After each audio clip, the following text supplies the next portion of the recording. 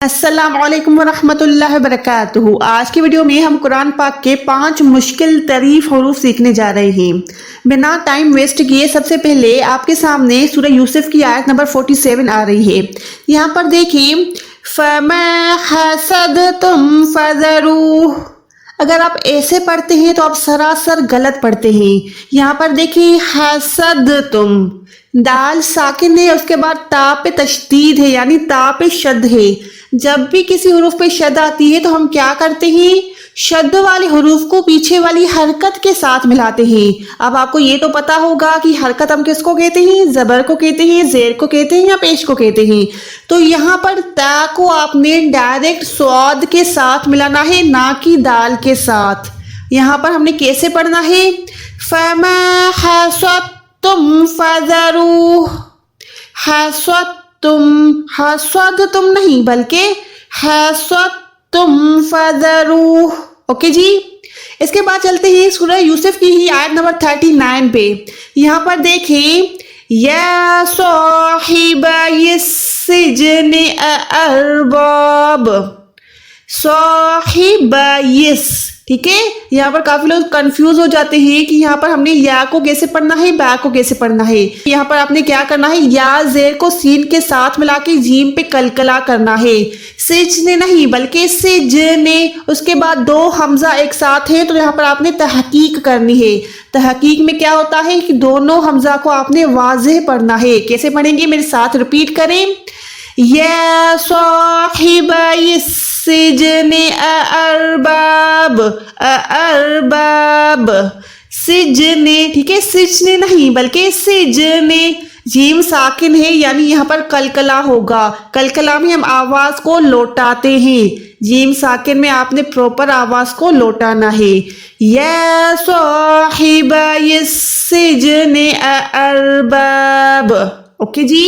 اس کے بعد چلتے ہیں سورہ یوسف کی آیت نمبر 37۔ یہاں پر دیکھیں إِلَّا نَبَّأْتُكُمَا بِتَأْوِيلِهِ، اگر آپ ایسے بھی پڑھتے ہیں تو یہ بالکل غلط پڑھتے ہیں۔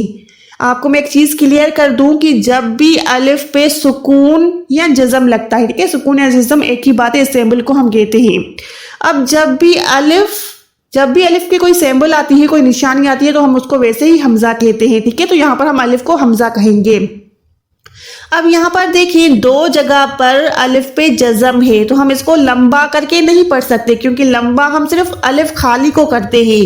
اگر یہاں پر اس کے اوپر جزم نہ ہوتا تو ہم اس کو پڑھتے نہ با، بالزبر با، یہ الف مدہ میں آ جاتا، ٹھیک ہے۔ الف مدہ کی ہم نے مدہ کی کلاس بھی ڈیٹیل میں کی ہوئی ہے۔ اب یہاں پر آپ نے کیا سیکھنا ہے؟ جب بھی حمزہ پہ جزم آتا ہے، سکون آتا ہے تو ہم اس کو جھٹکا دے کے پڑھتے ہیں، نہ کہ لمبا کر کے۔ اس کو ہم نے کیسے پڑھنا ہے؟ ایک تو یہاں پر الف ہے، یہاں پر بھی ہم نے اس کو جھٹکا دینا ہے، اور یہاں پر تا الف پہ بھی ہم نے اس کو جھٹکا دے کے پڑھنا ہے، نہ کہ کھینچ کے پڑھیں گے۔ میرے ساتھ ساتھ پڑھیں إِلَّا نَبَّأْ، ٹھیک ہے، نبا نہیں، نبا، نبأتکما بتأویلہ، بتأویلہ نہیں بلکہ بتأویلہ، إِلَّا نبأتکما بتأویلہ، بتأویلہ، اوکے جی۔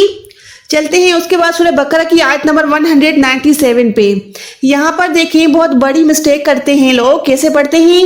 وَاتَّقُونِ يَا أُولِي الْأَلْبَابِ، اب یہاں پر کون سی مسٹیک کرتے ہیں؟ یا اولل، الف واو پیش او کر کے پڑھتے ہیں کیونکہ یہاں پر واو ہے، ٹھیک ہے۔ کافی لوگوں کو 90% لوگوں کو یہ نہیں پتا کہ جب بھی واو پہ جزم آتا ہے تب وہ واو مدہ بنتا ہے۔ واو مدہ بنے گا تو ہم اس کو الف واو پیش او کر کے کھینچ کے پڑھیں گے، لیکن اگر واو خالی ہوگا یعنی اگر یہاں پر ہمارے پاس کوئی نشانی نہیں ہے تو ہم اس کو کیسے پڑھیں گے؟ ہم اس واو کو بالکل اگنور کر دیں گے، ہم سمجھیں گے کہ یہاں پر واو ہے ہی نہیں۔ ہم کیسے پڑھیں گے؟ وَاتَّقُونِ يَا أُولِل، اولل نہ کہ اولل، واو کو چھوڑ دیں، اولل الباب۔ سیم طریقے سے یہاں پر دیکھیں لام کے بعد یا ہے، या पे भी कोई निशानी नहीं। अगर यहाँ पर निशानी होती ना, लाम या जेर ली, तब हम ली करके पढ़ते। अब यहाँ पर हमने क्या करना है, लाम लाम जेर लिल, ठीक है, ये लील नहीं है बल्कि ये लिल है। या उलिल अलबाब वत्तक़ून या उलिल अलबाब। चलिए जी, उसके बाद हम चलते हैं सूरह यूसुफ के आयत नंबर 21 पे। यहाँ पर देखिए मोस्ट इंपोर्टेंट मिस्टेक यहाँ पर होती है। आप कैसे पढ़ते हैं, ले इम्राते, यहाँ पर काफी लोग उसको ऐसे भी पढ़ते हैं, मिस्रल इम्राते, दोनों चीजें गलत है। यहाँ पर हमने कैसे पढ़ना है, यहाँ पर देखिए लाम और अलिफ एक साथ है, तो काफी लोग क्या करते हैं, समझते हैं कि लाम खाली है, अलिफ के नीचे जेर है, तो ऐसे पढ़ते हैं मिस्रल इम, लाम पे जज़म लगा देते हैं अपने आप ही, लेकिन यहाँ पर हम जज़म नहीं लगा सकते। यहाँ पर खाली है तो हमने ऐसे समझना है कि ये जो निशानी है ना, लाम के नीचे जेर है, यहाँ पर खाली अलिफ है ना कि लाम।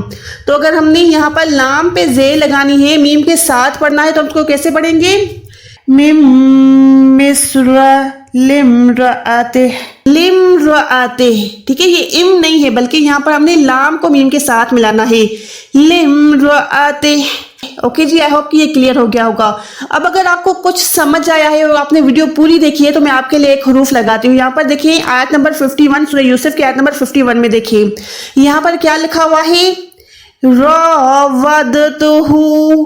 अब आपने मुझे बताना है कि हमने इसको रावदतहू पढ़ना है या रावतहू। आपने बस कमेंट सेक्शन में इतना लिखना है कि हमने दाल को पढ़ना है या ता को पढ़ना है, ठीक है, ता को हमने वाव के साथ मिलाना है या दाल के साथ मिलाना है। मैं आप सबकी कमेंट का इंतजार करूंगी। आपने बस इतना लिखना है कि ता को पढ़े या दाल को पढ़े। अगर इस वीडियो से आपको कुछ भी समझ आया हो, कुछ भी अच्छा लगा हो, आपने सीखने को मिला हो, तो चैनल को सब्सक्राइब कीजिएगा, बेल आइकन को प्रेस करिएगा, ताकि जब भी मैं इस तरह की वीडियोस अपलोड करूं आपके पास नोटिफिकेशन आता रहे। जज़ाकल्लाह खैर।